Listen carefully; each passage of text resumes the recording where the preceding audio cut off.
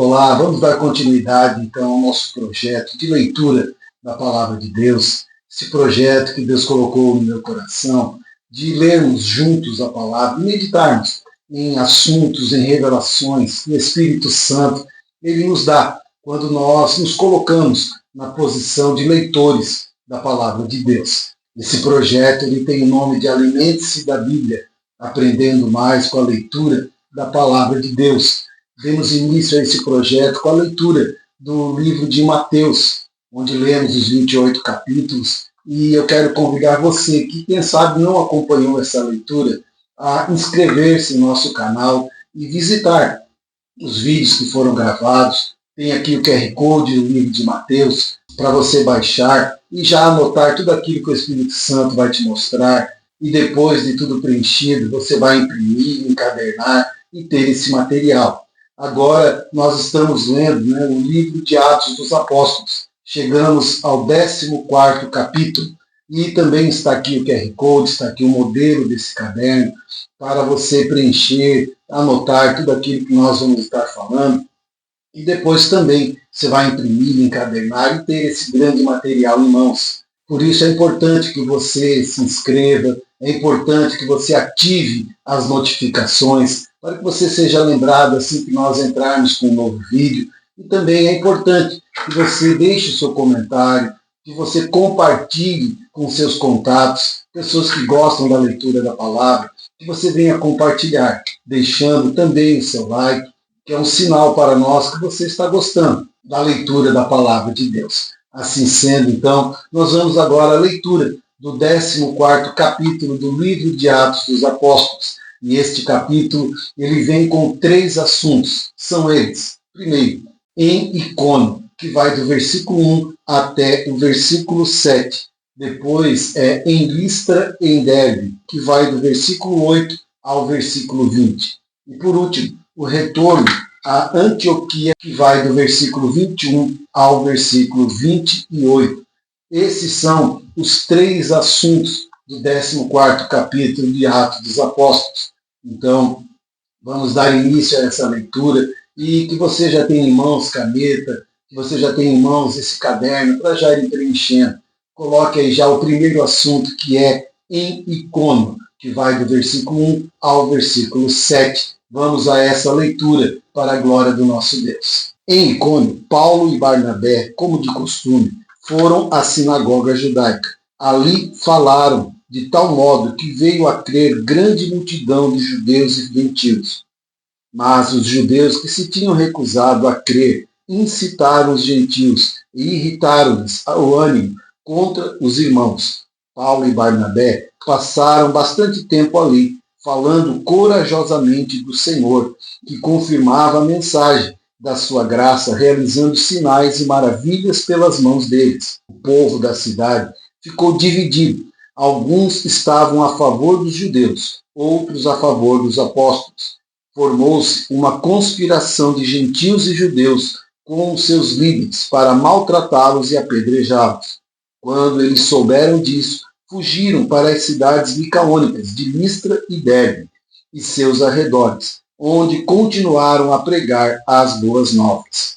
Após a partida dos apóstolos de Antioquia da Psídia, ali onde houve uma grande colheita, seguida também de perseguição, o qual nós lemos no capítulo anterior, no capítulo 13, no versículo 51, nós vamos ver aqui que os apóstolos, eles não desanimaram.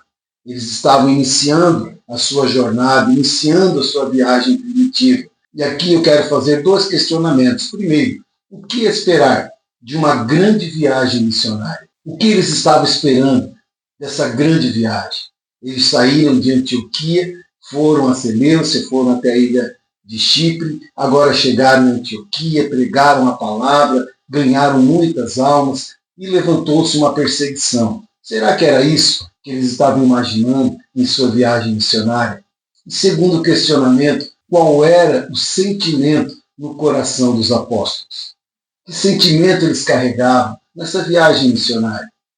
Esses questionamentos nós podemos fazer para nós hoje, porque cada um de nós também fomos chamados para uma viagem missionária, ou uma missão de ganhar almas, de evangelizar, de falar do amor de Cristo. O que nós esperamos quando o Senhor nos comissionou para ir para essa viagem, de levarmos o Evangelho? O que estava em nosso coração? Como nós imaginávamos que seria essa trajetória com Cristo agora em nossa vida? E qual sentimento está em nosso coração? Alegria, tristeza, desânimo, coragem, ousadia? Qual sentimento está em teu coração? Eu digo para vocês que no coração dos apóstolos tinha alegria, tinha ousadia, tinha perseverança, sentimentos que fizeram com que eles não desanimassem, mesmo tendo uma perseguição lá em Antioquia da Psídia, onde os judeus se levantaram e queriam maltratar os apóstolos. Eles não desanimaram, eles saíram dali e foram para Icônio, aonde nós entramos no capítulo de número 14. O que nós precisamos entender, e esta saída de Antioquia da Psídia, ao fugirem para Icônio, não veja isso como um sinal de derrota, não, mas veja isso como um sinal de redirecionamento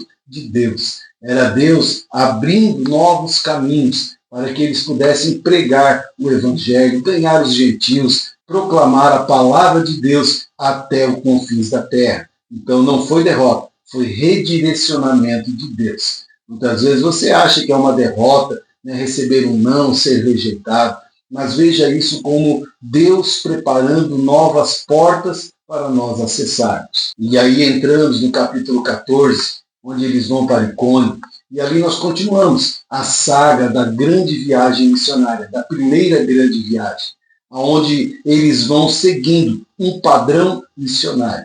O primeiro padrão que eu vejo aqui no capítulo 14 é que eles vão primeiramente à sinagoga, pregar o evangelho primeiramente na sinagoga, onde ali encontravam-se judeus, encontravam-se gentios, conheciam o Antigo Testamento, conheciam a Torá, que é a base para que eles pudessem pregar Jesus Cristo até a sua morte e ressurreição. Segundo padrão que vemos em Icônio é a divisão.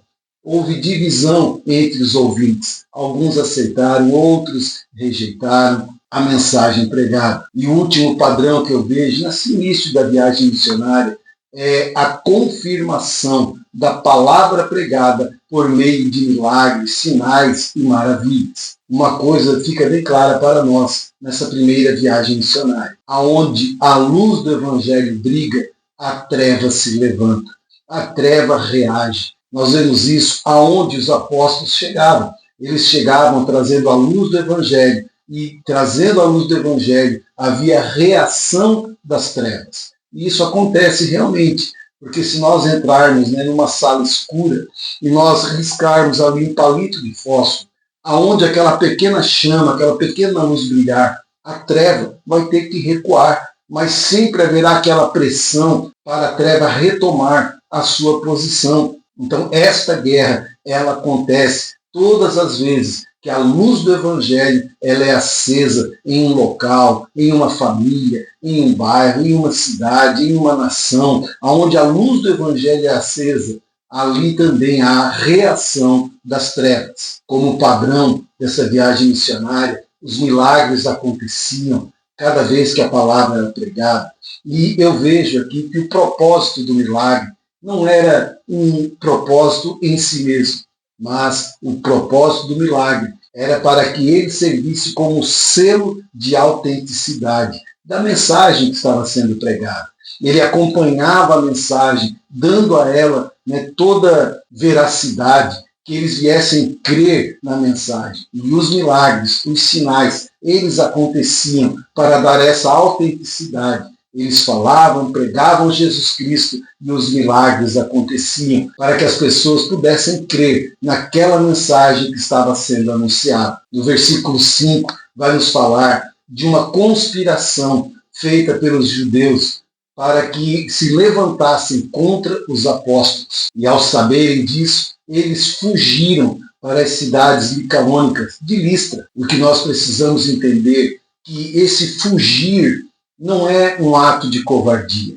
Esse fugir é para que houvesse a preservação da ministração da palavra. Ou seja, era para que houvesse o cumprimento da ordem de Deus, que era pregar a palavra. Então não vejo fugir dos apóstolos como um ato de covardia. Não, mas era porque eles entenderam que era necessário que o evangelho continuasse sendo pregado. E essa determinação veio do próprio Senhor Jesus Cristo, onde o Senhor vai nos falar em Mateus capítulo 10, versículo 23, ele vai falar assim: quando, porém, vos perseguirem nesta cidade, fugi para outra. Então o próprio Cristo já deixou determinado: quando vocês estiverem pregando a palavra e se levantar contra vocês uma perseguição, não fiquem ali, não fiquem brigando, fujam para a próxima cidade e continuem pregando o Evangelho. O que esse texto quer nos dizer é que a missão é muito mais importante do que o próprio orgulho pessoal dos apóstolos. Jesus deixa bem claro: não fiquem ali, não fiquem feridos, não queiram se justificar, não queiram brigar, fujam, vão para a próxima cidade, porque o propósito é pregar o Evangelho. A missão em primeiro lugar, e não o orgulho, se feriram, se falaram mal, se maltrataram. A missão, a prioridade é dar continuidade à pregação. Ou seja, a preservação da vida deles era a base para que o evangelho continuasse sendo pregado aos gentios. Do que adiantaria o Senhor levantar Paulo e Barnabé e, por causa de orgulho pessoal, eles ficarem ali brigando, se autodefendendo, autojustificando e acabarem mortos? O que o evangelho ia ganhar com isso? Nada. E haveria prejuízo na missão. Então eles entenderam: o fugir, ir para outra cidade, preservar a nossa vida é para que o evangelho continue sendo pregado, é para que a missão não venha a falhar.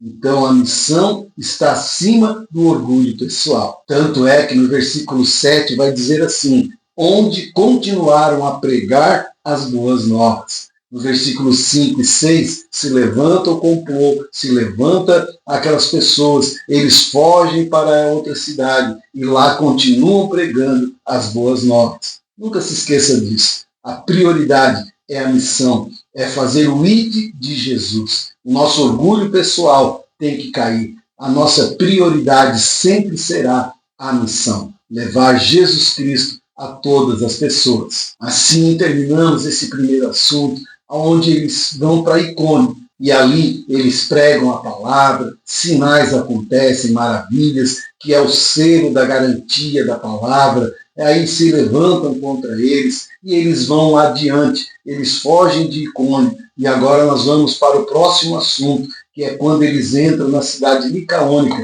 de Listra. Vamos então agora ao próximo assunto, que é em Listra e em Derbe, que vai do versículo 8 ao versículo de número 20. Vamos ler. Em Listra havia um homem paralítico dos pés, aleijado desde o nascimento, que vivia ali sentado e nunca tinha andado. Ele ouvira Paulo falar. Quando Paulo olhou diretamente para ele e viu que o homem tinha fé para ser curado, disse em alta voz: levante-se, fique em pé. Com isso, o homem deu um salto e começou a andar.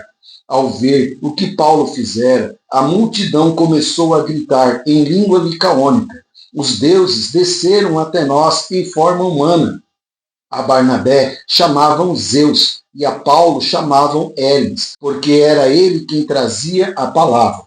O sacerdote de Zeus, cujo templo ficava diante da cidade, trouxe bois e coroas de flores à porta da cidade, porque ele e a multidão queriam oferecer-lhes sacrifício.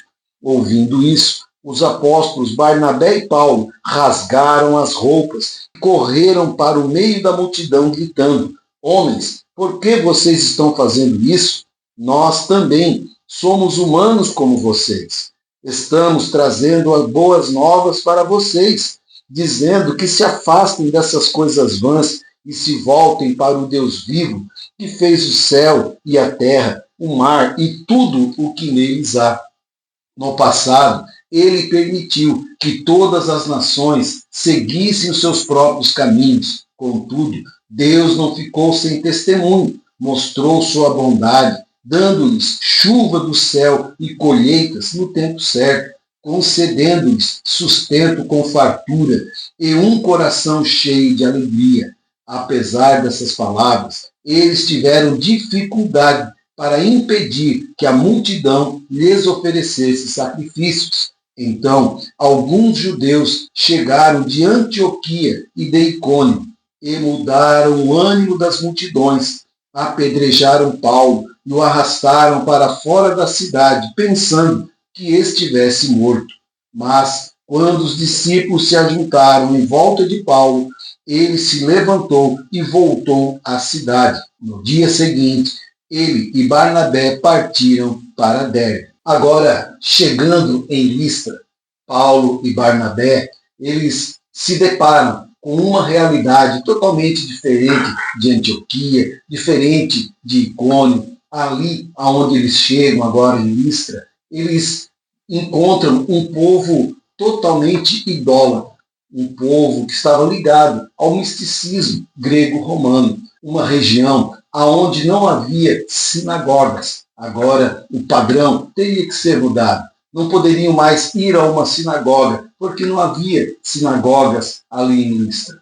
Então, o Espírito Santo, ele dá a Paulo uma nova estratégia. Queridos, sempre que nós chegarmos a um local e nós vermos algo diferente, não se preocupe. O Espírito Santo, ele vai nos dar novas estratégias para que a palavra seja pregada, para que o nome de Jesus seja glorificado. Então, somente esteja sintonizado com Deus, esteja na dependência do Espírito, porque Ele sempre nos dará novas estratégias. Então, agora, Paulo e Barnabé chegam ali, não tem uma sinagoga, o povo é idólatra, mas Paulo, ele bate os olhos em um homem que era aleijado, um homem que não andava desde o seu nascimento, diz a palavra. E Paulo, olhando para aquele homem, Paulo vê nele uma oportunidade para que o nome de Jesus seja pregado. E aqui nós vemos, mais uma vez,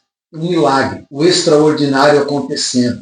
Não para que seja apenas mais um feito, mas para que esse milagre fosse o selo de autenticidade para a mensagem que Paulo e Barnabé estavam trazendo. Como atrair a atenção daquele povo idólatra? Através de sinais, através de um milagre. Porque aquele milagre, ele daria respaldo para que o nome de Jesus fosse pregado e anunciado no meio daquele povo. Mas diferente do que Paulo e Barnabé esperavam que aconteceu, a reação daquele povo foi uma reação contraditória, foi uma reação equivocada. Eles, ao olharem para o feito, ao olharem para Barnabé, olharem para Paulo, eles declararam que os deuses tinham descido à terra em forma humana, ao ponto de comparar Barnabé a Zeus e a comparar Paulo a Hércules, que eram deuses da mitologia. Então nós vemos aqui, queridos, um grande erro que aconteceu naquele povo. E, infelizmente, esse tipo de erro, ele é muito comum em nossos dias. Pessoas idolatrando aqueles que são instrumentos de Deus, aqueles que Deus usa para que o nome do Senhor seja glorificado. E as pessoas, de forma totalmente arbitrária, elas idolatram aqueles que são instrumentos de Deus. Pessoas idolatram lugares, igrejas, pastores, homens de Deus, mulheres de Deus, que são apenas instrumentos de Deus. Lembra daquele jumentinho que carregava Jesus nas costas? Queridos, esses homens são isso, são apenas os jumentinhos que carregam a glória de Deus sobre os seus ombros. Então, muitas vezes, igual ao povo de Listra, as pessoas estão idolatrando aqueles que são apenas instrumentos, aqueles que querem fazer dos milagres apenas um selo de testificação da palavra que eles estão trazendo. Então, isso tem acontecido. Mas pior do que isso é quando as próprias pessoas, os próprios homens, mulheres de Deus, que são instrumentos de Deus, eles mesmos se acham melhores do que os outros. Eles querem ser idolatrados, eles querem ser tratados de forma diferenciada. Esse erro é ainda pior do que o primeiro, porque uma coisa é alguém que não conhece a Deus, ver um sinal de Deus e querer idolatrar. Outra coisa pior é alguém que conhece a Deus, ser usado por Deus e querer reter a glória que é de Deus. Então, que possamos aprender, nós que somos homens de Deus, nós que somos instrumentos de Deus, que nós possamos aprender isso. Nunca devemos reter a glória que é única e exclusiva de Deus. E foi isso que Paulo e Barnabé fizeram. Ao ver que eles queriam idolatrá-los, o que eles fizeram? Rasgaram as suas vestes como forma de combater aquilo que eles queriam fazer. Eles rasgam as vestes e eles dizem, olha, não façam isso. Nós somos humanos, nós somos pessoas iguais a vocês. Não nos idolatrem. O único digno de glória é o Senhor. Que possamos aprender com Paulo e Barnabé essa grande verdade na nossa caminhada. Essa mensagem de Paulo e Barnabé àquele povo, combatendo a idolatria, é uma mensagem atemporal, porque esta mensagem, o combate à idolatria, ele foi no passado, ele é no presente e com certeza continuará sendo no futuro. Por isso, esta mensagem precisa ser divulgada e aprendida. Não devemos tirar a glória de Deus. Tudo é para Ele. E Paulo e Barnabé, com essa atitude, eles nos trazem alguns ensinamentos. O primeiro ensinamento que eu quero falar é que eles se auto-identificam como povo. Nós somos iguais, somos humanos. Queridos, nós que carregamos essa mensagem, nós que somos dispenseiros da graça de Deus, mordomos do Senhor, nós não somos diferentes das demais pessoas, somos iguais. Todos iguais. Tenha, por exemplo, o próprio Senhor Jesus Cristo. Ele é o Rei dos Reis, Senhor dos Senhores. Ele é o Deus Todo-Poderoso, mas ele sentava junto aos pecadores, ele andava junto com os doentes, ele andava em lugares onde as pessoas não andavam, os judeus não andavam. Se ele, Jesus, era humilde, se Jesus andava com os pobres, se Jesus sentava na roda dos doentes, dos pecadores, por que nós queremos ser melhores? Por que queremos estar entre os melhores? Não.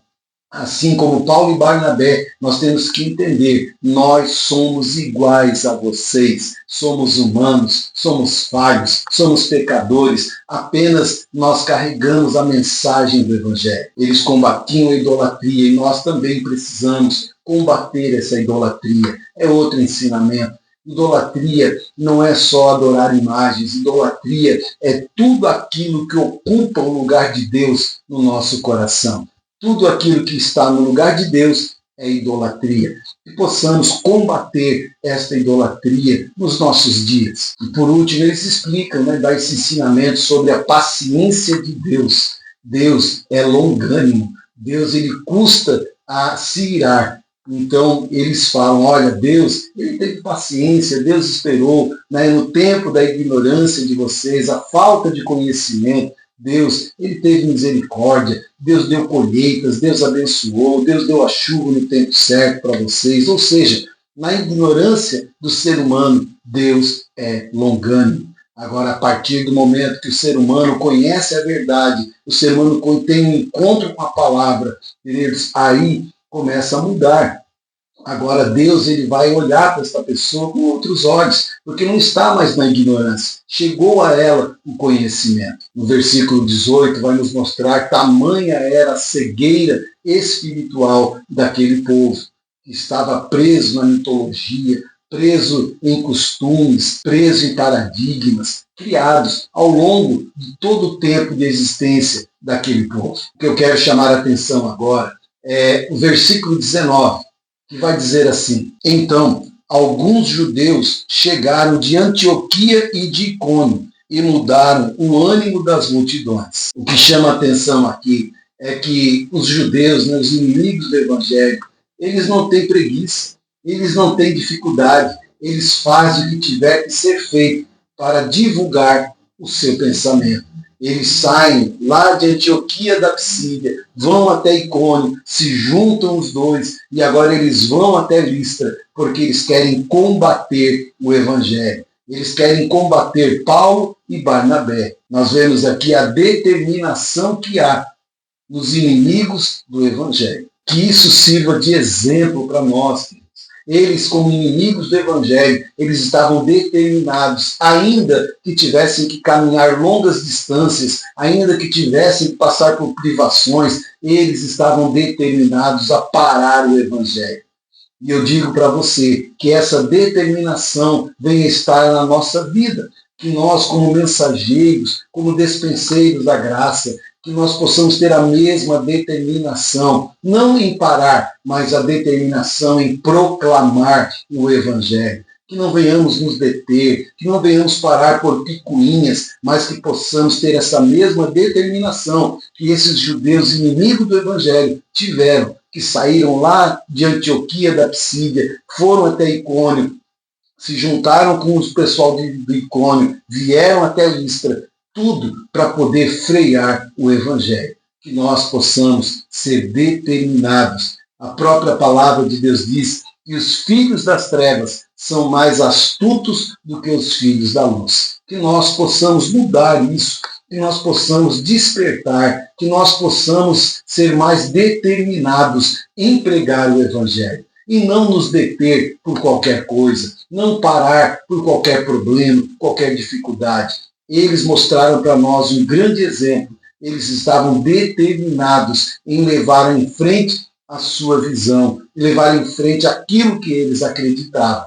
Que nós possamos também levar em frente e adiante aquilo que nós cremos, que é Jesus Cristo Salvador. Aí nós vamos ver que aqui agora, chegando os inimigos do Evangelho, eles perseguem e apedrejam a Paulo, deixando-o quase morto. Então nós vemos aqui que Paulo agora, ele começa a experimentar na própria carne o que é pregar Jesus Cristo, o custo que é seguir a Jesus Cristo. E nesses versículos aqui, nós vamos ver se cumprindo a palavra que Jesus falou para Saulo, quando era Saulo ainda. Olha só o que diz em Atos 9,16. O próprio Jesus falando para Saulo: pois eu lhe mostrarei quanto lhe importa sofrer pelo meu nome. E ele mesmo comentou em 2 Coríntios 11:25, onde diz assim: e uma vez eu fui apedrejado. Foi aqui em Listra, onde Paulo foi apedrejado. E ele comenta depois lá na frente, usando esse acontecimento como testemunho da sua vida com Deus. E o que acontece a seguir é extraordinário. Nós vamos ver aqui a mão de Deus trazendo cura na vida de Paulo. O que precisamos entender é que Paulo, ele não foi só ferido. Paulo não foi só machucado levemente com as pedradas. Não, olha, o texto diz assim: e eles apedrejaram Paulo e o levaram para fora da cidade e deixaram ele, porque eles pensavam que Paulo estava morto. Então, olha, não foi só uma pedrinha. Paulo parecia estar morto, todo machucado, todo ferido, quem sabe até desmaiado, sem força. Isso era a visão que eles tinham de Paulo. Paulo estava morto. E nesse quadro, nessa imagem de Paulo apedrejado, quase morto, nós vamos ver no versículo 20 algo tremendo. Quando os discípulos se reuniram, Paulo se levantou. Oh, glória! Paulo se levantou e ainda mais, levantou e voltou para a cidade. Olha só, Deus é Deus que cuida daqueles que pregam a sua palavra, que levam a preciosa semente, andando e chorando. Paulo quase morto, apedrejado, mas agora Deus dá a ele uma revigor, Deus dá a ele uma restituição no corpo, na saúde, e Paulo se levanta e volta para a cidade. Que coisa maravilhosa! Assim, queridos, é Deus na vida daquele que se coloca em suas mãos. Deus guarda, Deus livra, Deus cura, Deus protege, Deus levanta, Deus restaura. Que você venha receber isso agora. Se você é um pregador da palavra, se você é alguém que ama a palavra, queridos, deixa Deus tratar com você. Deus vai te levantar, Deus vai te curar, Deus vai te fortalecer, Deus vai renovar as tuas forças e você vai se levantar e vai voltar para a cidade anunciando a palavra poderosa do Evangelho. E ali em seguida eles vão agora a Derbe. dar continuidade à pregação do Evangelho. O que precisamos entender é que a recuperação de Paulo não foi algo natural, não foi algo, que normalmente acontece. Imagina, alguém que foi apedrejado, foi deixado como morto, quanto tempo essa pessoa levaria para se recuperar, para ficar de pé, para continuar andando? O que nós vemos aqui foi um milagre extraordinário de Deus na vida de Paulo, ao ponto que estava quase morto. Ele agora se levanta e vai pregar o Evangelho. Queridos, esse é o Deus que nós servimos. E aqui terminamos esse segundo assunto. E nós vamos agora, então, para o último assunto, onde nós vamos ver agora o apóstolo Paulo e Barnabé finalizando a sua primeira grande viagem missionária. Então nós vamos agora para o último assunto, que é o retorno para Antioquia da Síria, que vai do versículo 21 ao versículo 28. Vamos à leitura. Eles pregaram as boas novas naquela cidade e fizeram muitos discípulos. Então voltaram para Listra, Icônio, Antioquia, fortalecendo os discípulos e encorajando-os a permanecer na fé, dizendo: é necessário que passemos por muitas tribulações para entrarmos no reino de Deus. Paulo e Barnabé designaram-lhes presbíteros em cada igreja. Tendo orado e jejuado, eles os encomendaram ao Senhor, em quem havia confiado.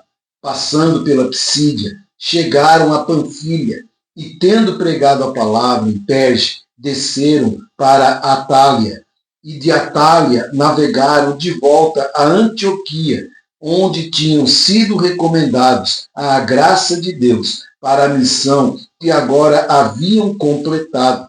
Chegando ali, reuniram a igreja e relataram tudo o que Deus tinha feito por meio deles e como abrir a porta da fé aos gentios. E ficaram ali muito tempo com os discípulos. O que me alegra é quando nós lemos que eles foram e completaram a missão.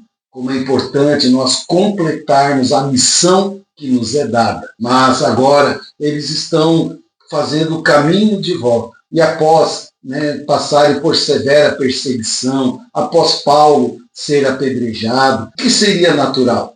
O natural seria eles pegarem o caminho mais curto para voltarem o mais rápido possível para suas casas, para a igreja mãe. Mas não é isso que nós vemos. O que nós vemos aqui é a preocupação com a missão. É a missão em primeiro lugar. Paulo e Barnabé, eles não fazem o caminho mais curto. Ao contrário, eles vão voltando de cidade em cidade. Eles vão a Listra, eles vão a Icônio, eles vão a Antioquia, eles vão fazendo o caminho de volta para fortalecer a igreja, as portas que eles abriram, a missão, a semente que foi lançada. Eles vão ali regar aquela semente para que ela cresça. Esse é o cuidado de um homem de Deus para com a obra do Senhor. Ele não simplesmente joga a semente e deixa. Não, agora eles voltam e começam a fortalecer as portas que eles abriram. Então aqui nesse último assunto, nós vamos ver 3 pontos importantes nesta viagem. Primeiro, eles fortaleceram as novas igrejas. Versículo 21 ao versículo 23. Evangelizar e fazer novos discípulos. Esta é a base do ID de Jesus. Então eles foram, levaram a palavra, abriram igrejas, agora eles estão fortalecendo, ensinando para que eles não desanimem. O próprio apóstolo Paulo, ele vai ensinar quão importante é sofrer por amor a Cristo. Então, ele vai deixando esse ensinamento. Quem sabe em seus ensinamentos, eles olhem, eu sofri, mas eu sofri por amor a Cristo. Aonde ele mesmo vai dizer aquela frase, a vida que vivo hoje, não vivo mais na carne, mas vivo para Cristo. Não vivo mais eu, mas Cristo vive em mim. Então agora, ao fortalecimento das igrejas que foram abertas. Segundo ensinamento, a jornada de volta. Versículo 24 ao 26. Eles não apenas passaram aonde já haviam pregado. Eles aproveitaram lugares que, quem sabe, não deu tempo de pregar na ida. Na volta, eles pararam e pregaram. Perge foi um exemplo. Eles passaram por ali e não tiveram tempo de pregar o evangelho na ida, mas na volta eles passam em Perge, pregam a palavra, muitos aceitam o evangelho e se transformam cristãos. Então, no trajeto da volta, eles aproveitam para continuarem pregando o evangelho. E por último, ensinamento, para encerrarmos este vídeo, é o relatório da viagem, que está no versículo 27 ao versículo 28, porque a missão, ela não termina lá no campo missionário. A missão termina quando nós compartilhamos aquilo que Deus fez, quando prestamos relatórios aos líderes, àqueles que estão acima, nós dizemos, olha, aconteceu isso, isso, isso, prestamos relatório, aí sim a missão termina. Muitos terminam lá no campo, não dão satisfação. Não, aprenda com Paulo e Barnabé. A missão termina quando eles dão relatório de tudo que eles fizeram. E após entregarem relatórios, os missionários, eles se reintegram à vida da igreja local. Eles passam muito tempo agora integrados no cotidiano, no dia a dia da igreja local. Ou seja, eles não eram superstars, eles não eram melhores que ninguém. Ao terminarem a missão, eles voltaram a se integrar, a fazer parte do corpo, do dia a dia, da vida na igreja. Como é importante nós termos esta humildade. Sim, Deus nos usou com milagres, Deus nos usou em sinais e maravilhas, almas foram ganhas, mas agora nós voltamos e nos integramos à vida normal da igreja. Ou seja, eles tinham essa humildade, esse reconhecimento que eles eram apenas instrumentos de Deus. Agora eles deveriam dar continuidade à caminhada cristã, servindo na igreja local. Assim, então nós terminamos o 14º capítulo, que falamos, sobre essa primeira viagem missionária, o começo, o meio e o final dessa viagem. Que Deus possa abençoar você, que Deus possa despertar em você essa chama missionária, porque você já foi comissionado. Jesus, ele falou, ide pregai o evangelho a toda criatura. Isso é a nossa missão, que nós possamos fazer a missão em nome de Jesus e ver o reino de Deus crescendo através da obra missionária que ele confiou a nós. Assim terminamos então, e eu quero pedir a você, se ainda não é inscrito em nosso canal, se inscreva em nosso canal, ative as notificações e compartilhe esse link com seus contatos, deixe ali o seu like, deixe o seu comentário, tudo isso vai nos ajudar a crescer no nosso canal. Também participe dos nossos cultos online, toda quinta, 19h30, domingo, 19 horas. Venha participar. Se não pode presencialmente, seja online, mas participe, porque eu creio, Deus tem grandes obras para fazer na sua vida. Deus te abençoe e até o próximo vídeo, em nome de Jesus.